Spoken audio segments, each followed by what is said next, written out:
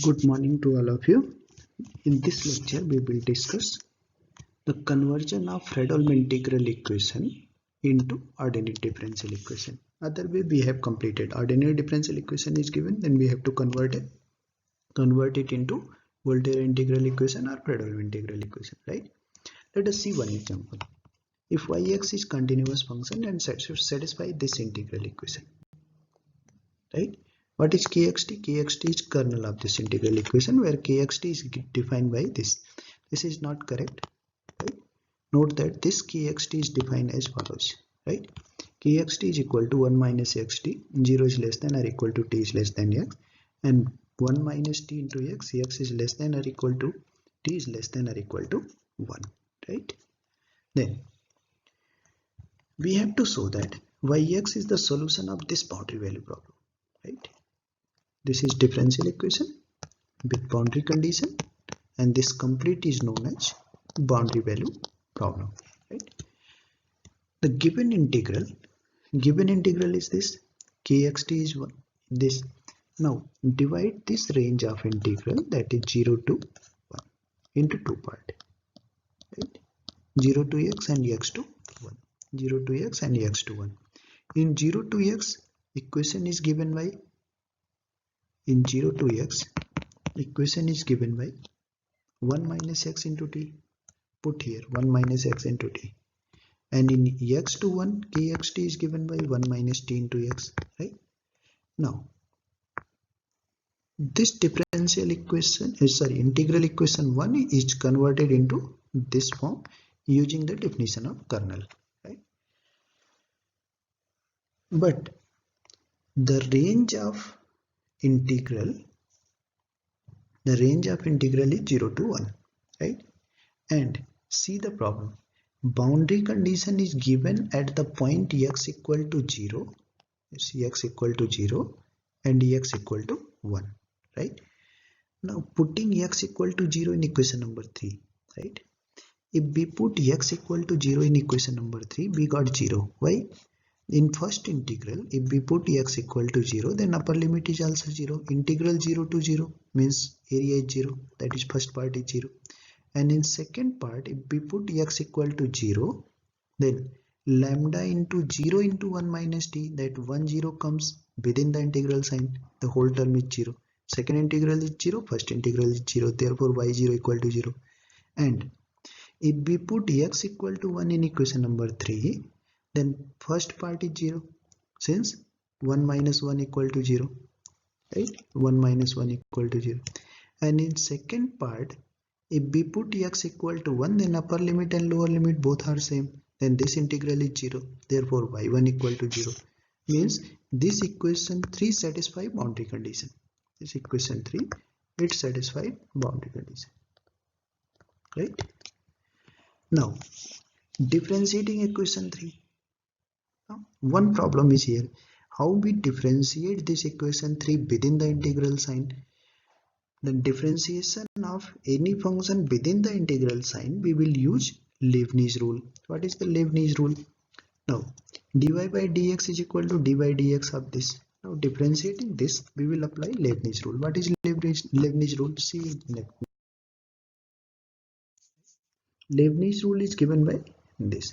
This is the Leibniz rule, differentiation under the integral sign, right? Now, before applying this Leibniz rule, there are certain conditions. What is the condition? fxt and del f by del x both are continuous function with respect to both variable, right? Fxt and del f by del x, right? What is f of xt? F of xt is function of two variable, right? And what is del f by del x? Del f by del x. Del f by del x is also function of two variable. Then these both functions are continuous, right? You have to check function of continuity of several variables, means two variable. How you verify these two functions are continuous, right? Let us see. If both are continuous with respect to x and t, and first derivative of gx and hx are continuous, right? Then Then in this case, if these functions satisfy these conditions, then we go for this, right? We go for this.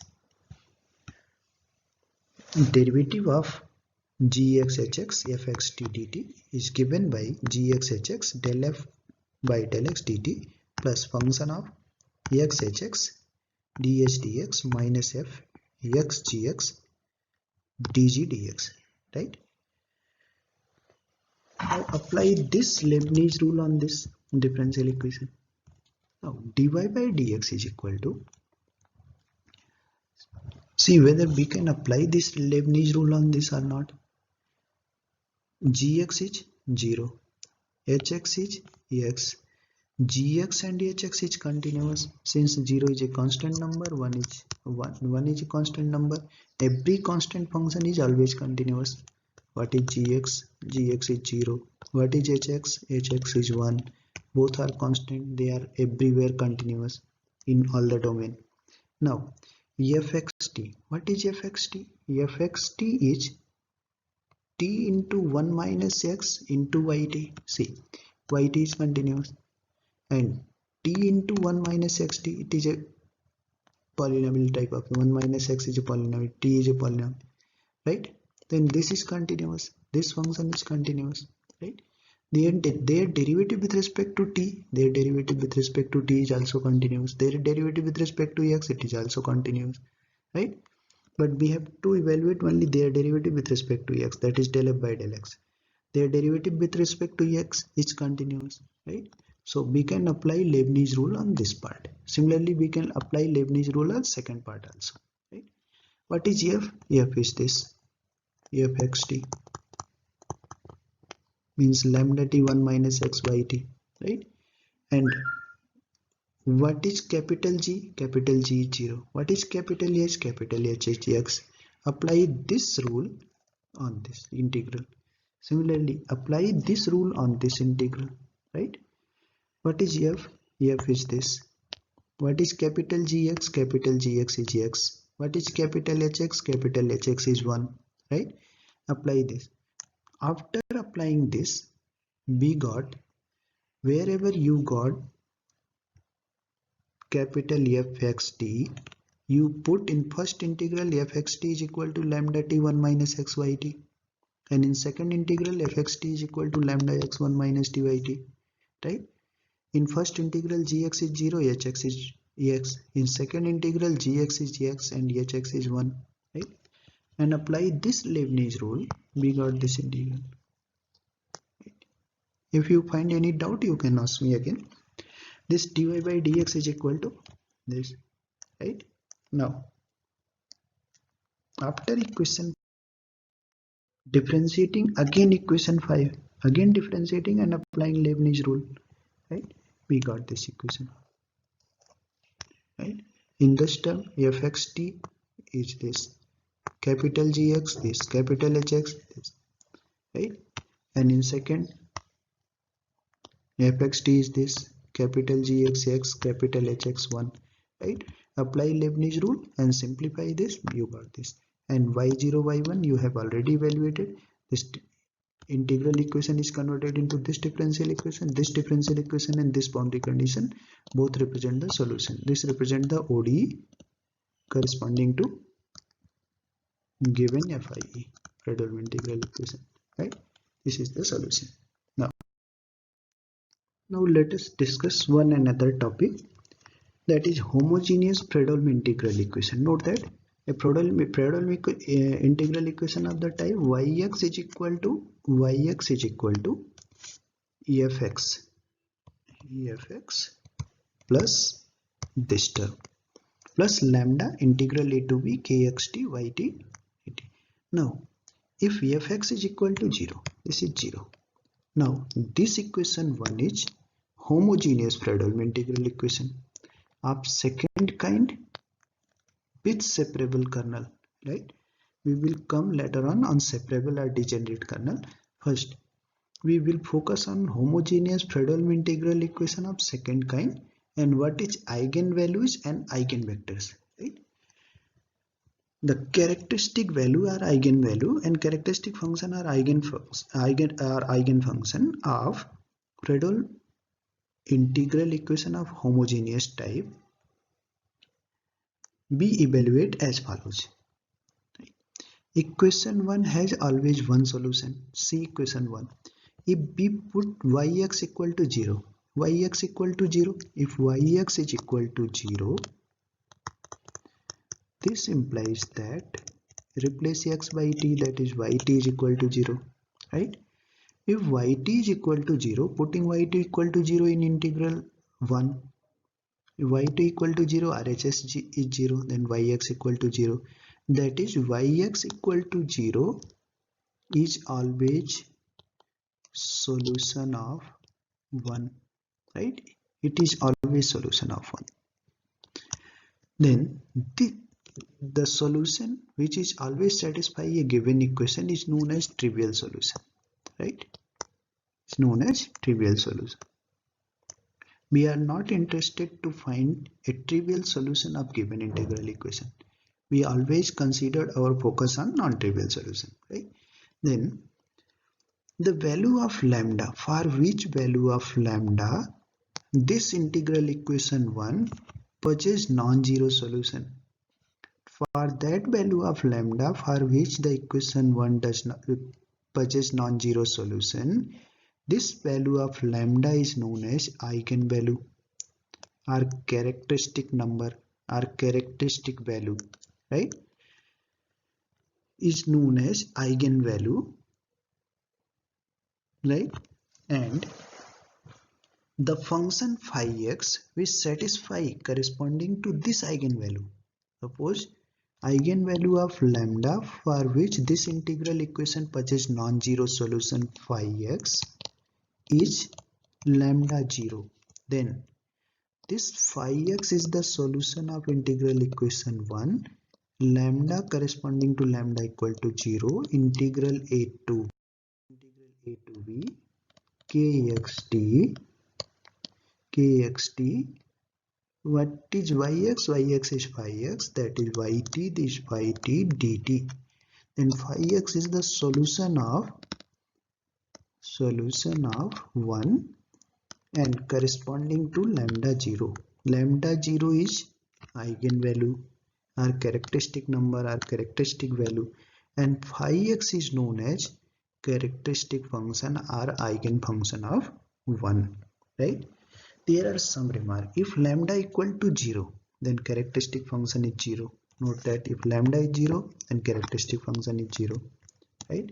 If kernel kxt is continuous, see the kernel, and if it is continuous function in the rectangle, then eigenvalue lambda, there exists finite, then every eigenvalue of lambda. Note that for every eigenvalue of lambda, there exists finitely number, means there may be one or more than one eigenfunction, but corresponding to every eigenvalue lambda, there are one or more than one eigenfunction, but all are independent.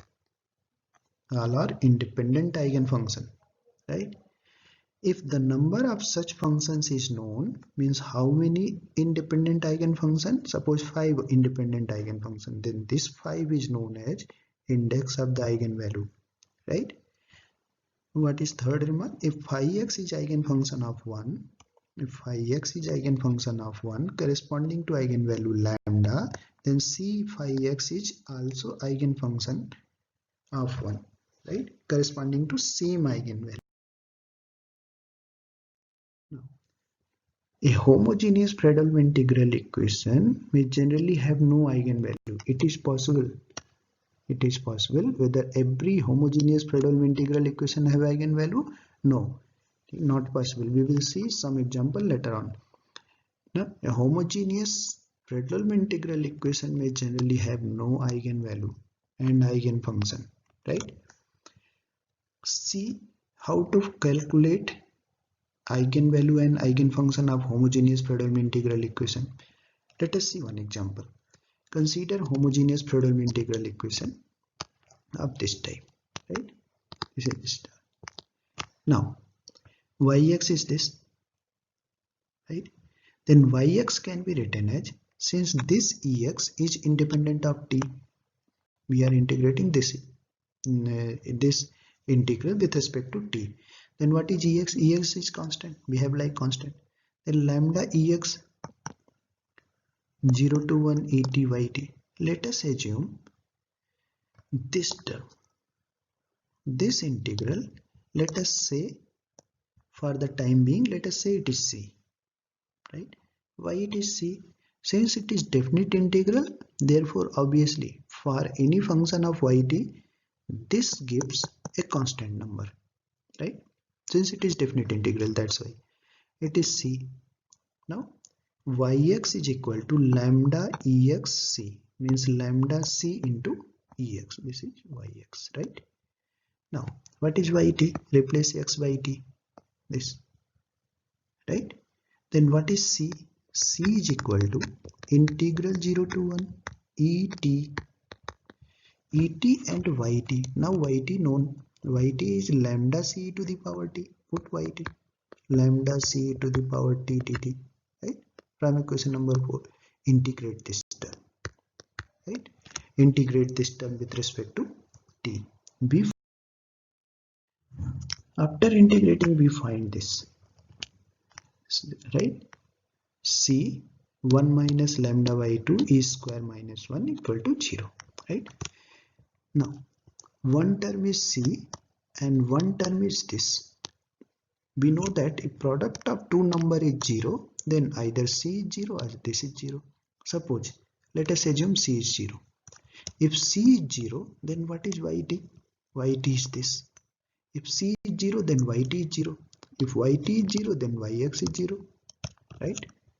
Yx is 0 means solution is trivial, but we already told we are not interested in trivial solution until or unless some possibility of constant number is exist, right? If suppose c does not equal to 0, in first case if c is 0, then solution is trivial, right? We already know that homogeneous Fredholm integral equation have trivial solution, that is yx equal to 0.